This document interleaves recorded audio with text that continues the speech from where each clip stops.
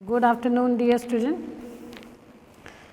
आज हम अपने पेडागोजी ऑफ इंग्लिश लैंग्वेज के पेपर के बारे में जो आज हम टॉपिक पे बात करने वाले हैं वो है हमारा AIIMS and objective of teaching English.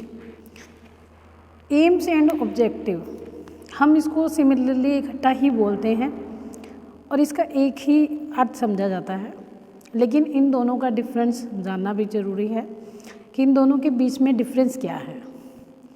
And and objectives दोनों में सिर्फ इतना अंतर है कि हमारा जो एम है वो लॉन्ग टर्म के लिए होता है और उसको पूरा करने के लिए, उसको फुलफिल करने के लिए हम कुछ ऑब्जेक्टिव्स तैयार करते हैं। हमारा जो एम है वो जनरल होता है, लेकिन हमारे जो ऑब्जेक्टिव हैं वो स्पेसिफाइक होते हैं। फॉर एग्ज़ाम्पल, जब हम किसी एग्ज़ाम की तैयारी करते हैं तो हमारा एग्ज़ाम को तैयार करने का जो पर्पज़ है वो हमारा एम है कि हमने एक नेट का, सीटेट का, एसटेट का पेपर क्वालिफाइड करना है। लेकिन उसको तैयार करने के लिए हम कुछ ऑब्जेक्टिव्स तैयार करते हैं कि हमने अपने सिस्टम को फॉलो कैसे करना है, हमने पैटर्न कैसे फॉलो करना है, हमने क्या क्या ऑब्जेक्टिव्स तैयार करने हैं। उसके लिए हमें मल्टीपल टॉपिक्स पढ़ने पड़ते हैं, मल्टीपल सब्जेक्ट पढ़ने पड़ते हैं। तो ये हमारे सब क्या हैं, ऑब्जेक्टिव है कि हमें क्या पढ़ना है, कितना पढ़ना है, कैसे पढ़ना है, किस टाइम पे पढ़ना है, ये सभी हमारे ऑब्जेक्टिव हैं। तो एम्स क्या है? एम जो है वो एक लॉन्ग टर्म प्रोसेस है और हमारा टीचिंग इंग्लिश के जो एम्स हैं हम उसके बारे में थोड़ा सा डिस्कस करते हैं आज। General aim. The general aim of teaching English is to make the learners and effective users of English language.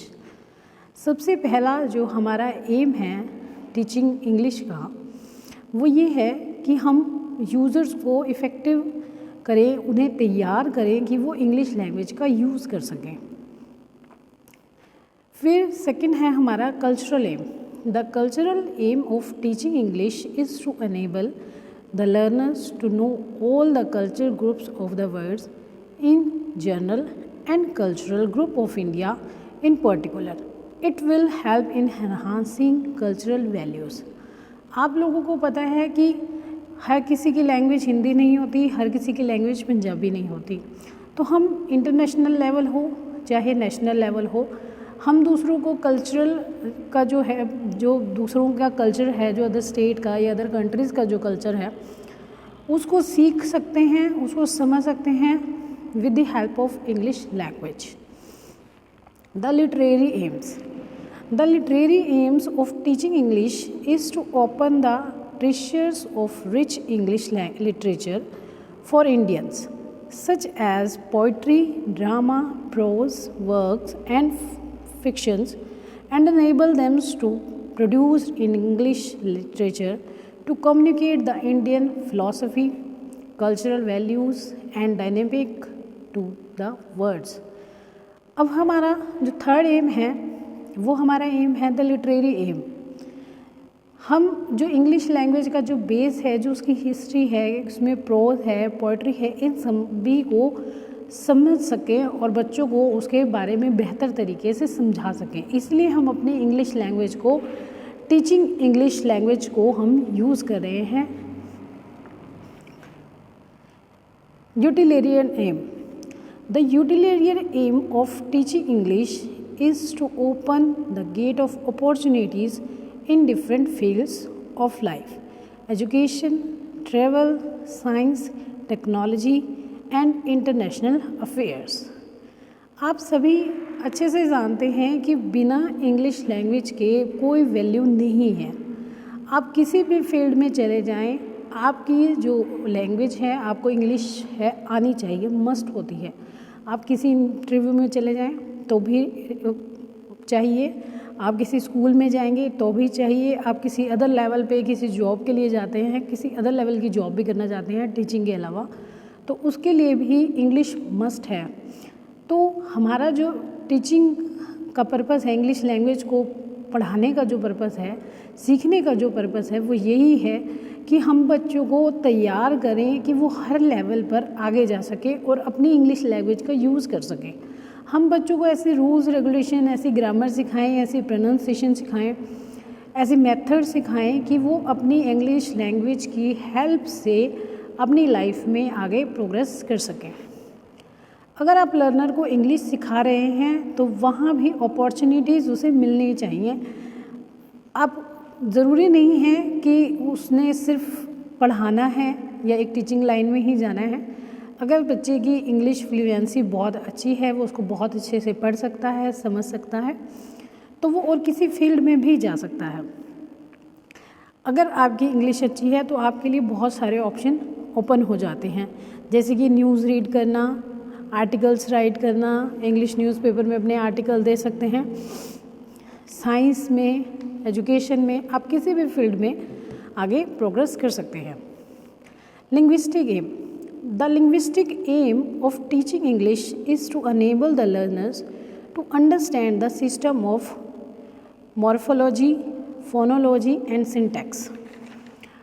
हमें बच्चों को इन तीनों टॉपिक्स के बारे में, इन तीनों चीज़ों के बारे में डेवलप करना है ताकि वो इंग्लिश के वर्ड्स को सीख सकें, साउंड को रिलेट कर सकें और उस साउंड की जो स्टडी है, जो बेसिक स्टडी है, उसके बारे में बेहतर तरीके से समझ सकें। Integrated aim. The integrated aim of teaching English is to include the integrated quality of English language that unites people all across the world in India. With the help of English language हम communicate कर सकते हैं other state person से, other country person से। तो हमारा जो integrated M है वो यही कहता है कि हम कम्युनिकेट करें, अपने लोगों को आपस में कम्युनिकेट करें, अदर स्टेट के साथ कम्युनिकेट करें, अदर कंट्री के साथ लोगों को जानें, लोगों को समझें। तो हमें बच्चों में ये स्किल भी डालनी ज़रूरी है कि वो कम्युनिकेट कर सकें अदर कंट्री और अदर स्टेट्स के साथ।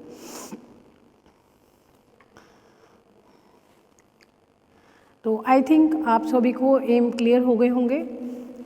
अब हम बात कर लेते हैं general objective of teaching English. इसमें हम 4 स्किल्स को डेवलप करना, हमारा जो ऑब्जेक्टिव है कि जो हमारी इंग्लिश की 4 स्किल्स हैं हम बच्चों में उसको डेवलप करें। हमारी 4 स्किल हैं listening, speaking, reading and writing. इन चारों को पढ़ने का अलग अलग ऑब्जेक्टिव होते हैं जो स्पेसिफिक होते हैं। अपने एम को अचीव करने के लिए पहले हम इन ऑब्जेक्टिव्स को फॉलो करना होगा, क्योंकि हमारा जो एम है हम उनको तभी फॉलो कर पाएंगे जब हम अपनी listening, speaking, reading and writing को इम्प्रूव कर सकते हैं, उसे बेहतर कर सकते हैं। So now we discuss listening. It's enable to learners to listen to English sound properly, listen to words with meaning expressed by other, give the response to the talk of the teacher, recognized and tell the meaning of words and sentences expressed by the teachers, reproduced whatever he has listened from the teachers and organized the ideas listened to। हम बच्चों में ये skills develop करें कि वो English language को बेहतर तरीके से सुन सकें, उन्हें समझ सकें और उसे अपनी भाषा में एक्सप्लेन कर सकें। सेकंड हमारे पास है speaking. It's enable the learner to use proper pronunciations in speaking English, use correct stress and intonations in speaking English, speak grammatical corrects, tell the answer to the question asked by the teacher, take parts in debates and conversation, use appropriate vocabulary while speaking English, speak English fluency। ये skills बच्चे में तब develop होंगी जब वो बेहतर तरीके से अपनी ग्रामर को सीख सकेगा, अपनी ग्रामेटिकल पोर्शन को बेटर कर सकता है, उसको बोल सकता है। बच्चे को इनकरेज करें हम कि वो अपनी कन्वर्सेशन जो है वो इंग्लिश लैंग्वेज में करे और बेहतर तरीके से फ्लुएंसी के साथ अपनी इंग्लिश लैंग्वेज को बोल सके। थर्ड है हमारे पास reading. It's enables to learner to read English letters, words and sentences correctly and properly. Tell the meanings of the word and sentences correctly and properly. Read English with proper stress, intonation and pronunciation. Read lesson loudly and silently, both. Read English with proper pauses. जब बच्चे में बोलने की क्षमता आ जाती है कि वो इंग्लिश को फ्लुएंसी के साथ बोल सकता है, तो उसमें ये स्किल्स भी ज़रूरी है कि वो इंग्लिश को पढ़ सके, उसे समझ सके और सेंटेंस को करेक्टली बोल सके, सही प्रोनाउंसिएशन बोल सके। और जब वो बोलने लगता है तो वो उस लैंग्वेज में कॉन्फिडेंस उसका बढ़ जाता है और उसको लाउडली भी बोलना सीख जाता है। फोर्थ है हमारे पास राइटिंग। ये स्किल क्या करती है? It enables the learners to write English letters, words and sentences correctly, use capital and small letters at the proper places, use proper punctuation mark, write answer correctly, write a composition on a simple topic, express the thoughts and ideas in a written form, write grammatical correct, write English with proper speeds। जब हम बच्चों को सिखा रहे हैं, जब हम बच्चों को पढ़ा रहे हैं हम इंग्लिश लैंग्वेज, तो हमारे मेन पर्पस यही होते हैं कि हम उनमें लिसनिंग की, स्पीकिंग की, रीडिंग की और राइटिंग की जो स्किल्स हैं उसको बेहतर तरीके से सिखाएं, इम्प्रूव करें। तो जब बच्चा इन चारों चीज़ों में बेटर हो जाता है तो वो इंग्लिश लैंग्वेज को प्रॉपर तरीके से यूज़ कर सकता है, उसको यूटिलाइज़ कर सकता है, अदर पर्सन से कम्युनिकेट कर सकता है, अपनी जो भी उसकी बेसिक प्रॉब्लम्स होती हैं उनको सॉर्ट आउट कर सकता है। तो आज हमने बात की है अपना AIIMS and objectives of English language. I think आपको बहुत अच्छे से क्लियर हो गया होगा।